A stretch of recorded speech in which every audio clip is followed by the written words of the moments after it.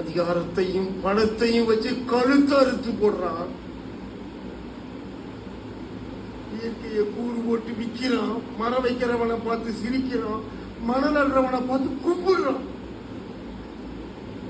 பெத்தவளையும் கட்டினவளையும் விற்கிற மாதிரி ஓட்ட விற்கிறான்.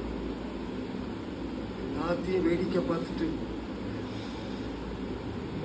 மந்தையா வாழ்ந்து சாகுறீங்க.